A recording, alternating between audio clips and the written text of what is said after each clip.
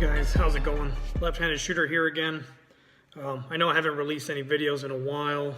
Primary reason is the class that I'm currently taking right now, since I am going to college. It's got me doing a pretty heavy workload, a lot of reading, a lot of information to, try and take in. And on top of that, I work a full-time job as well. So it makes it a little bit difficult to find a little bit of a downtime. But over the last few weeks, I've gotten messages and, a lot of people asking me about, the holsters that I own, and why do I prefer Kydex over different types of holster materials. So I figured I'd make a video on it. Also, I know being left-handed, it's a little bit difficult finding a company that makes quality holsters, and they also make holsters for left-handed individuals, whether it's outside the waistband, inside the waistband, whatever it might be. So I have a few holsters myself from different companies, so I figured I'd put a little video together, kind of showing you guys the differences and, naming different companies that are out there that have, quality holsters with great customer service. So I pulled this holster off of my Sig P938. You guys have probably seen this one before. OD green, single clip, sweat shield on it. But Kydex is basically a thermoform plastic. Usually comes in different thicknesses. Each company uses a different thickness, but ultimately the reason I prefer Kydex over anything else, it's one, reduces wear and tear on your gun. It does form snugly around it, but it doesn't cause as much wear and tear as if you were to have, say, a leather holster. Secondly, the retention is pretty amazing. So here, I'll show you guys real quick. Nothing in there. Empty chamber. The gun's unloaded, obviously. Nothing in there, so there's a little bit less weight, but this holster I got from Alpha Concealment Systems, and out of these three little screws, this top one right here is actually a retention adjustment screw. So you can adjust the level of retention on the firearm, whether you want it to be extremely snug if you're going to be doing a little bit more active things, or if you want it to be less snug for easier draw. It just all depends, to each your personal preference and comfort level. So this one right here, gun's got a significant amount of weight to it, but I'm not pinching it in, I'm not holding the gun, I'm shaking it, gun's not coming out, gun's not moving. But when it's clipped into my belt, I can go to draw and draw without an issue. It's enough retention for me to feel comfortable to where it's not going to wiggle around or anything like that, or it's not going to, fall out on its own. But, and this, sweat guard on here, or sweat shield, whatever you want to call it, is actually molded to have it with the hammer back and the safety up. So that is a pretty cool feature that they actually sent on this holster specifically. But let me go ahead and set that off to the side. So yeah, it's rigid. It lasts a long time. This one I haven't had it for too long. I've had it probably maybe year and change. Probably roughly right after the time that I got the gun. But each company comes with a variety of different clips that you can attach to it. They have the single clips like that. Some of them have double clips. This one's appendix carry, left-hand draw, obviously left-handed. Another example that I have is the one for my Ruger LCR in 357 Magnum. This one, I must say, is probably the most difficult holster that I've had to locate.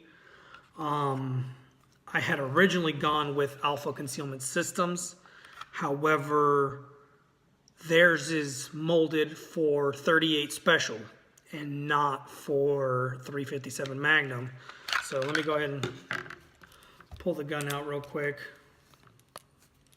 Cylinders are empty. No, I'm not pointing the barrel at myself, don't worry. But regardless, it's empty, nothing in there. So the difference between a Ruger LCR in 38 Special and 357 Magnum is the actual wheel itself is a little bit beefier, and the area around the barrel is a little bit beefier. So it's got a little bit of extra material in there. And that 38 special holster that I had received, I didn't think anything of it. I thought it would fit just fine. Didn't think to ask, didn't contact them. And I received the holster and it didn't fit. So I ended up having to return it. I contacted Alpha Concealment. They had no issue, returning my, my money for the product.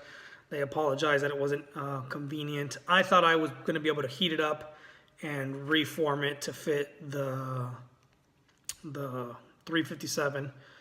That was not the case, and if I did so, it voided any type of warranty that Alpha Concealment provided. So I just decided to return it. I came across Badger Concealment on Instagram, reached out to them, contacted them to avoid having the same issue twice. I asked them if their holster was rated for the 357 version of the LCR. They informed me that it did.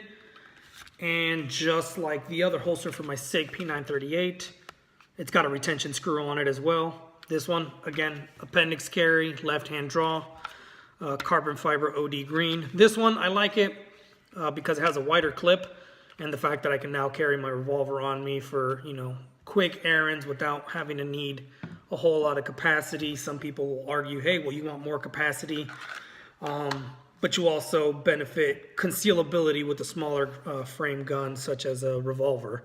So that's why I carry that one. That one's actually my primary carry right now for, quick errands around the house, or, near my house, around the area.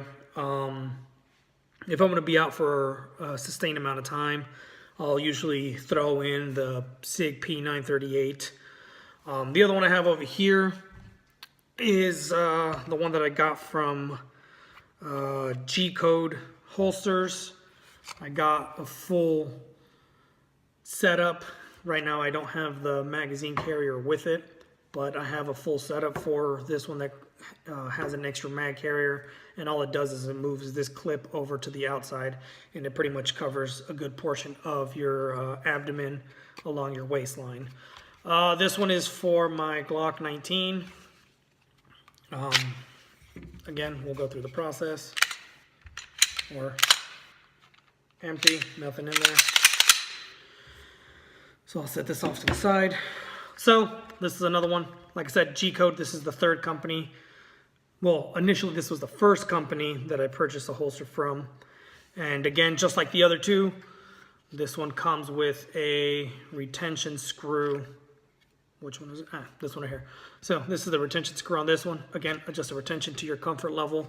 I do like this one because the cant of the clips, as it's sitting in the belt, pushes the holster and the firearm back towards your body.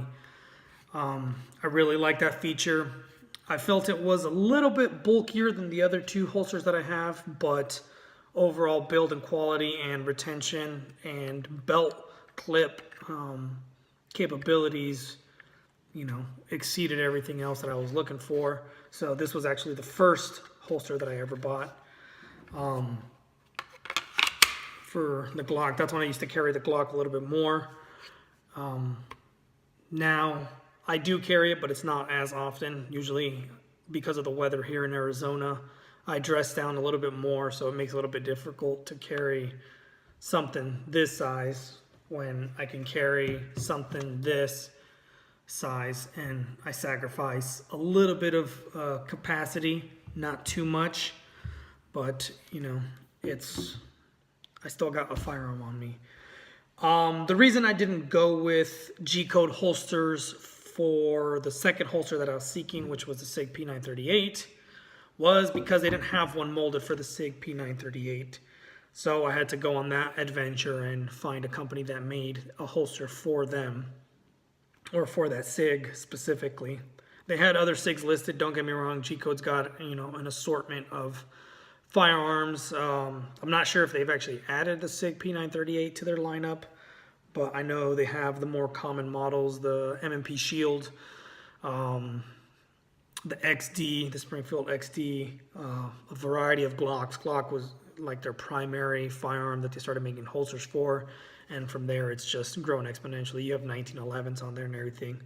As far as these other two companies, Banjo Concealment's a little bit more limited to a smaller framed guns. They do have other revolver options listed on there, and they also have other small firearms listed on there for their lineup of different guns that they, or different model guns that they cover. Like I said, these two, the Sig P938 and the Ruger LCR, both of them were an adventure to go and seek out somebody that had a holster for, that was comfortable and that was reliable. A common issue that I ran across for the Ruger was that a lot of them had undercuts in the plastic that sat below the wheel of the revolver, and that left the wheel completely exposed. I wasn't too happy with that. I wanted something, tucked in, fully encapsulating the gun, and I was able to find that. The last one that I have here, all of those are inside the waistband left-hand draw, but this last gun that I have here, some of you may recall, this is my Glock 17, nothing in there. This is the first gun I ever purchased. When I turned 21, I went out and got myself this Gen 3 Glock 17. So it's got a couple things done to it. It's got a lot of rounds through it or whatnot. And I used to own a Blackhawk concealment, or not Blackhawk, Blackhawk Systems, not Blackhawk Concealment, holster for that one, but it was, it was attached to a thigh rig. It's when I used to go do a lot of open range shooting, and I'd carry the gun like that. But because it is a full size 9mm, I didn't ever consider getting a concealed carry holster for it. But I did decide to go and get an outside the waistband holster for it.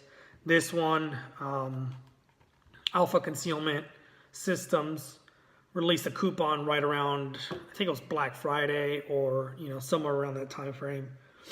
And I was like, you know what, I'm starting to do a lot more outdoors things here in Arizona. There's a lot of stuff to enjoy, and you can carry without a permit.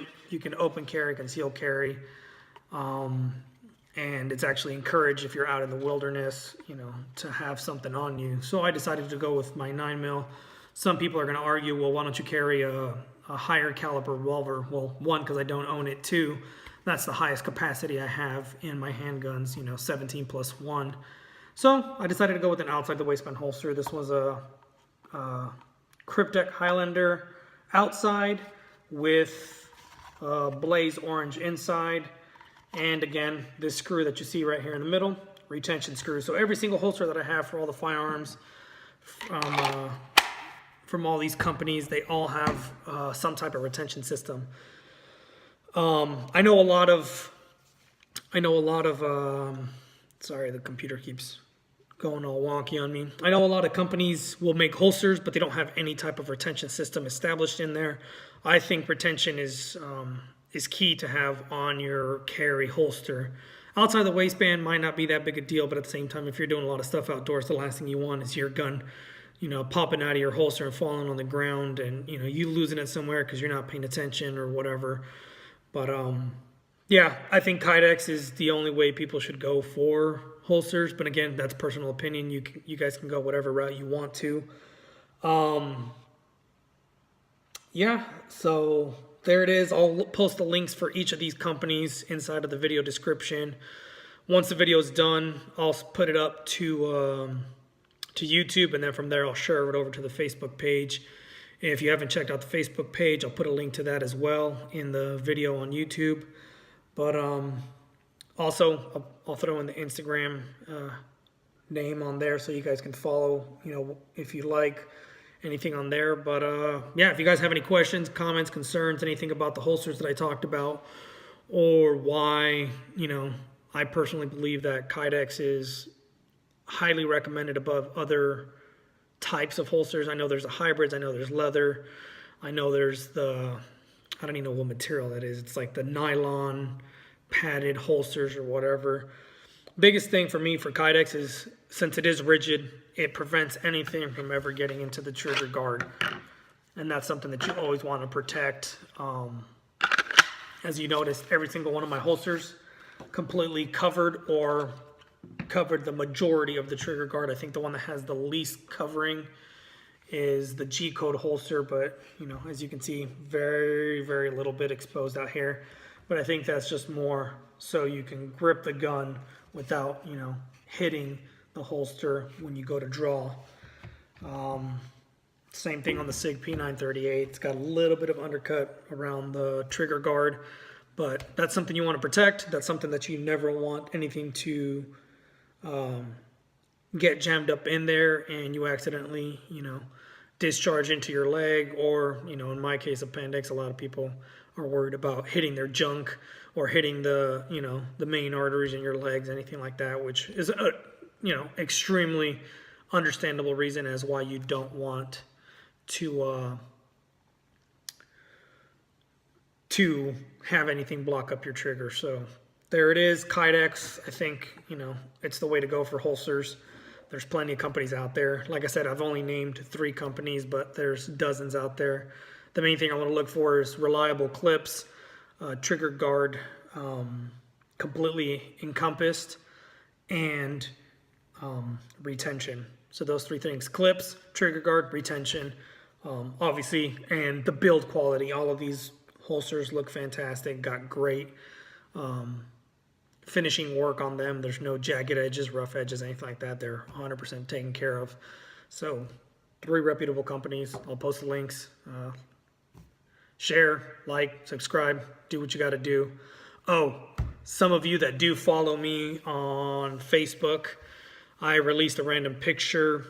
All it showed was the slide of a Sig P938, which is going to be another topic I'll be releasing in another video. I'll be doing a review on that. I've put in a pre-order with Brownells. They had it available. They were taking pre-orders. I should be hearing, what day is it today? So it's February 8th. I will be probably getting a notification sometime next week that the gun will be shipping out. I already got an FFL lined up for that, so I'm looking forward to it. And I'll do a review specifically on that gun by itself.